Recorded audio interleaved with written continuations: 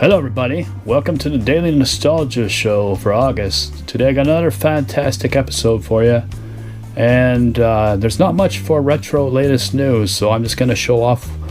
Usually I would do it in the unboxings, but I went to a wedding, had a great time. But I did pick up some things and it didn't make it into the video that I processed for the unboxings, but I'm going to show it here because it's not much anyways. But these Hyperkin switch cases, as soon as I saw it, I had to have it, and it's a Oscar Mayer switch case. Kind of silly, kind of unusual, but for me, I kind of liked it. And Hyperkin makes some unusual ones. They have a Heinz ketchup, Szechuan sauce one, probably quite a few others, and the Oh Yeah Kool-Aid Man. So that's pretty awesome. So I really like blue. It's my favorite color.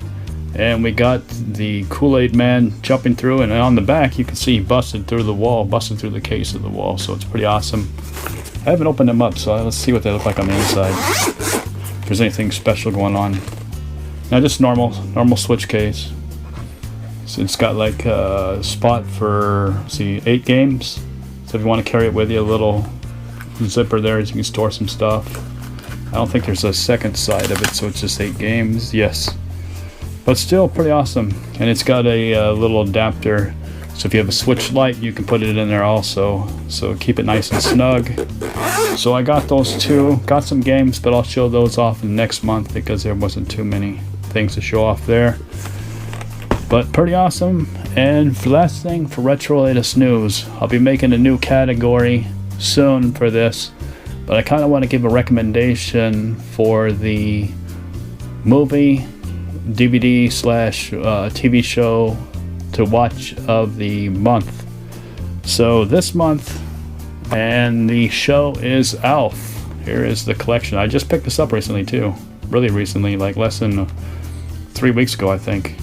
So this is Alf collection, full season, and it includes even the animated cartoons. So I did watch a little bit of that back in the day, and Alf Tales, which I never saw, and some bonus features, which I don't know what that is, but I'll have to check that out later. I haven't actually even started watching it yet, but gotta watch it. And excuse the air show outside. I'll wait for the plane to fly by. Anyways, that is it for latest retro news. We'll be back after these unsponsored messages. Become the ultimate warrior in the ultimate war. Iron Sword Wizards and Warriors 2 is on the Nintendo Entertainment System. Brought to you by Acclaim Entertainment. Now you're playing with power. Can you outwit the Joker? Help Batman defend Gotham City against the Joker and 6 of his vicious henchmen in this 4-level game of intense drama and action. Run to escape or jump from rooftop to rooftop, but stay alert. You must pick up as many bonus stars as you can to keep your energy up and you alive, so stay tough. The Joker awaits you at the end of every level, and you must defeat him or you will lose the game. Tiger LCD video games, video excitement in the palm of your hand. I'm Batman. Daily Nostalgia Show. Subscribe so I grow. Daily Nostalgia Show. Now let's start the show.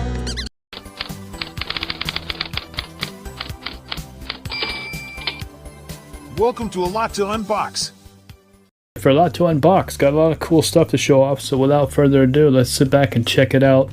Now the first thing I got is this little adapter. You plug it into your Dreamcast, and this little dongle lets you use PS5 controllers, Xbox, or anything else, and you can use it on your Sega Dreamcast, so that is pretty awesome. I really like that these retro consoles are getting some cool stuff like this, so that they make them more new and pretty exciting to use, so that's pretty cool. And on the dongle itself, it has memory, so you can save your games, and also instead of using the VMU, and also have the controller support for PS5, Xbox, and Nintendo Switch, I believe. So that's pretty awesome. So you can use your Pro controllers on your Sega Dreamcast. Now for games, we'll go into the games. I got Super Robot Wars V, or 5, I think it's V. So Super Robot Wars, I have all the other 3 that are on the Switch. It does have English.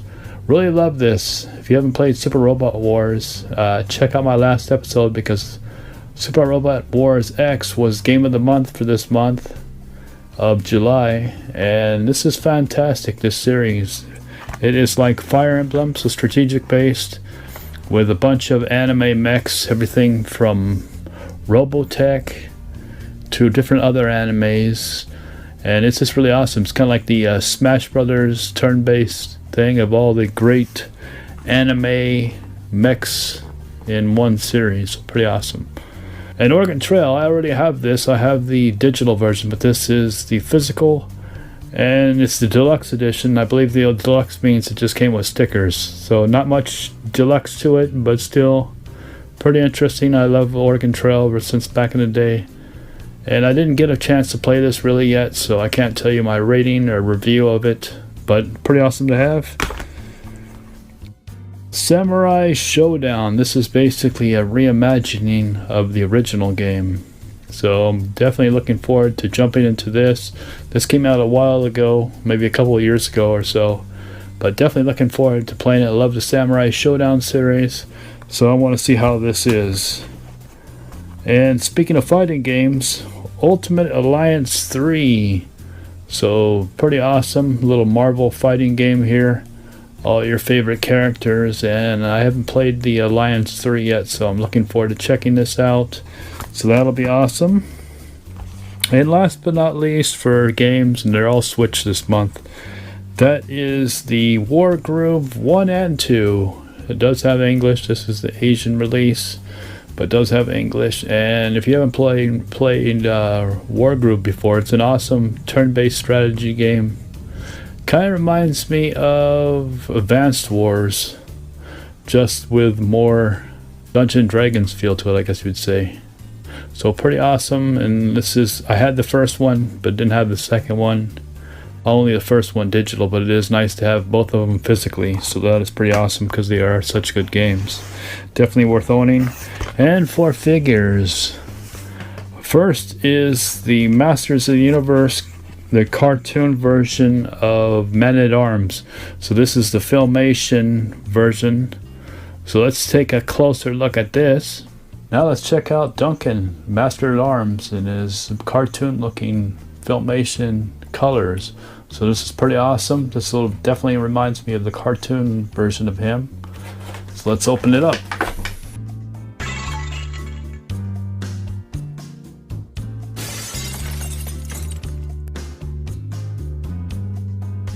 So there is Duncan in the Filmation colors, and looks awesome. He looks really good. Looks just like the cartoon, did a lot of nice details to it. And he comes with the stasis gun, which freezes enemies in place.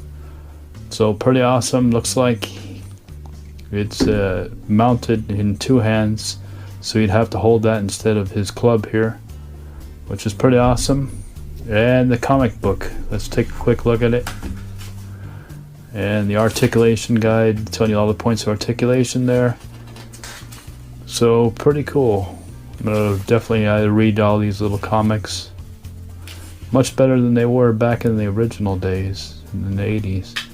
So as you can see, Man-at-Arms was pretty cool. Let's check out the next figure that I got. And that is one thing that I'm missing over here.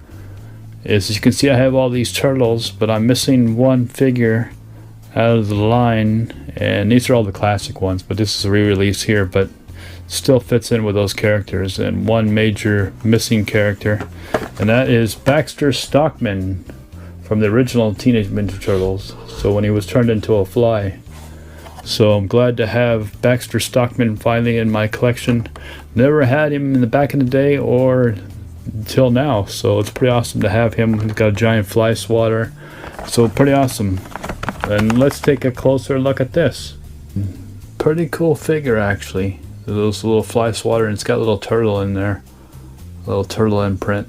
And Baxter looks pretty awesome, actually. Really cool looking character, so I'm glad to finally have Baxter Stockman in my collection. Baxter Stockman is awesome, and I'll put him up there for the next video, so he'll be up there in the background somewhere. So pretty awesome. And last figure.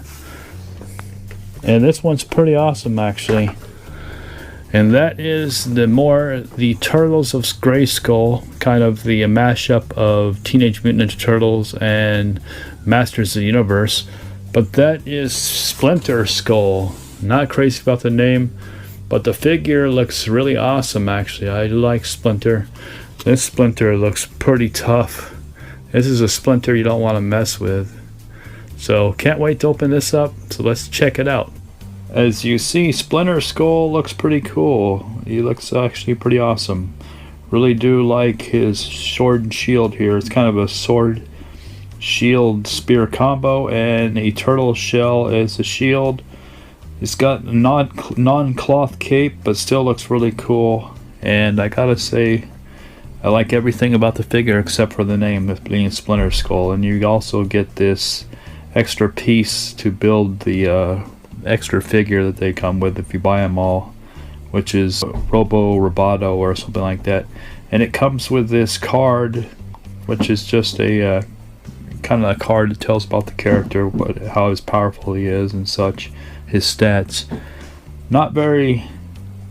I think it would be better if they had a comic or something else, but different. But as you can see, the figure looks pretty awesome. So one of the better Turtles of Grayskull characters. So pretty awesome. Definitely like Splinter Skull. So as you can see, the figures are pretty awesome and definitely some cool games. And I definitely can't wait to try out that little adapter that lets me use controllers on my wireless controllers on my Sega Dreamcast. Anyways, that is it for a lot to unbox. Now on with the rest of the show.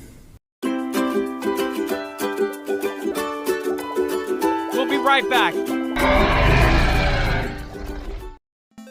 Test your knowledge with this retro video game trivia. What's the first video game to feature basketball legend Michael Jordan? Is the answer A, NBA Jam, B, Michael Jordan, Chaos in the Windy City, or C, Jordan vs. Bird, 1-on-1? Do you know what game this is?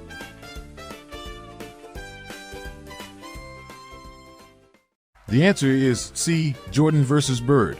Michael Jordan first made an official appearance in 1988's Jordan vs. Bird, 1-on-1 by Electronic Arts. He could not be featured in prior NBA-based games due to opting out of the NBA Players Association.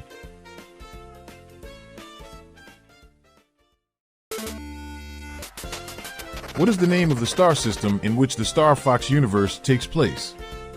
Is the answer A, the Lilith Planetary System, B, SR-388, or C, the Sol System? Do you know what game this is? The answer is A, the Lilith System. The Lilith System is a star system consisting of the large blue giant star called Lilith, nebulae space zones, and several planets, with most of them having habitable life zones that make up the populations of Lilith.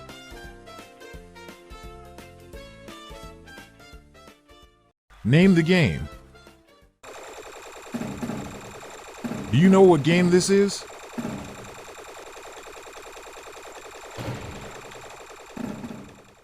The game is Time Pilot on the Xbox Live Arcade. Gamers will pilot a futuristic fighter jet with the capability to travel through time to destroy wave after wave of enemies, starting in 1910 and gunning down biplanes and UFOs through to the 21st century. Online multiplayer, high-definition graphics, and achievements make this shooter hit Mach 3 like only an Xbox Live Arcade game can. A fun fact is, Namco's Bosconian was the main influence behind Time Pilot's design. Do you know what late 1980s, early 90s TV show this is from? Saved by the Bell is an American television teen sitcom created by Sam Bobrick for NBC. The series premiered in prime time on August 20th, 1989. The series ran for 4 seasons, airing its final episode on May 22nd, 1993. Did you remember that? I want to know. Do you remember that? Now on with the show. Game of the month. The game of the month is Super Robot Wars X.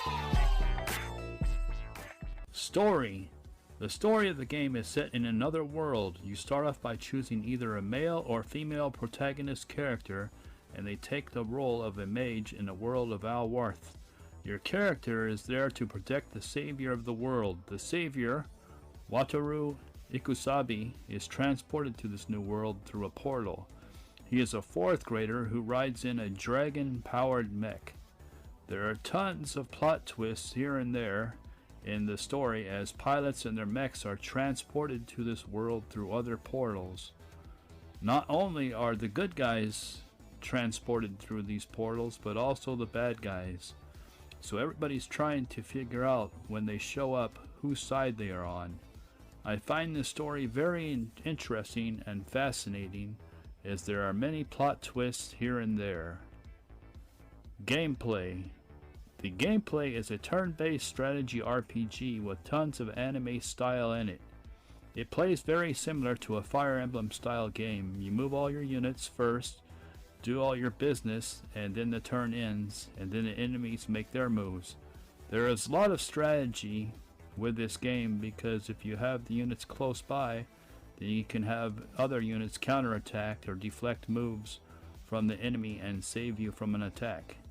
The game has about 50 chapters with about 40 to 50 hours of gameplay. The RPG elements in the game allow you to upgrade your mechs with different types of parts for your mech, and also you can upgrade your pilot with new skills. There is quite a robust system in place, so you can fully tweak each pilot and their mech in the game. Visuals. The visuals in the game are awesome. As soon as you go into attack mode, the animations are amazing. It's like watching a fantastic anime as the battle scene plays out. This is some of the best animations that I have ever seen. Also, on a side note, it is great that these battle animations for certain moves has variations. So when they're talking, they're not always the same. I would say there's at least 2 to 3 of different animations for the same move, so it's slightly different, so it's not repetitive. The visuals are bright, colorful, full of anime style action in your face. Audio. The audio is also fantastic.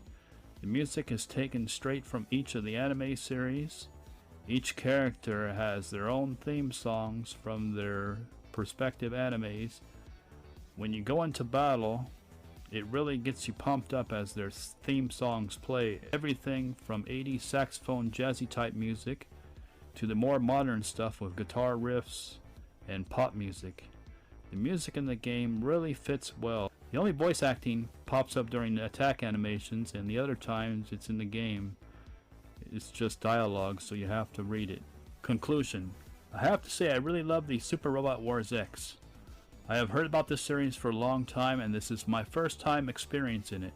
For the past 2 weeks I've been rushing home and turning on my Nintendo Switch and enjoying every minute of it. If you buy the Asia region version of this game, it will have English subtitles. I purchased mine from Play Asia, so anybody out there who loves turn-based strategy RPGs, loves the over-the-top mech-style anime such as Gundam will love this game.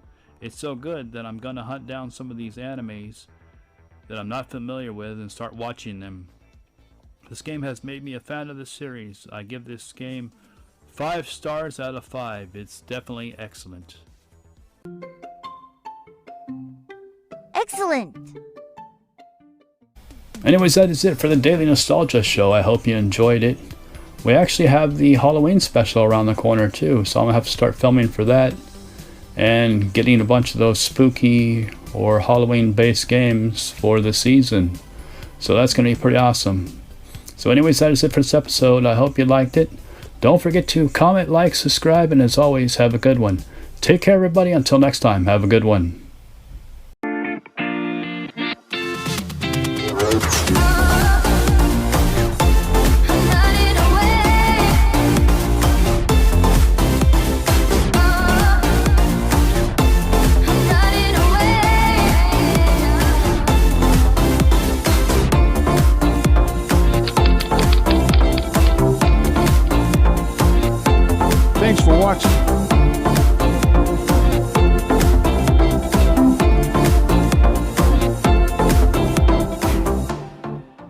Sit, Cujo, sit. Good dog.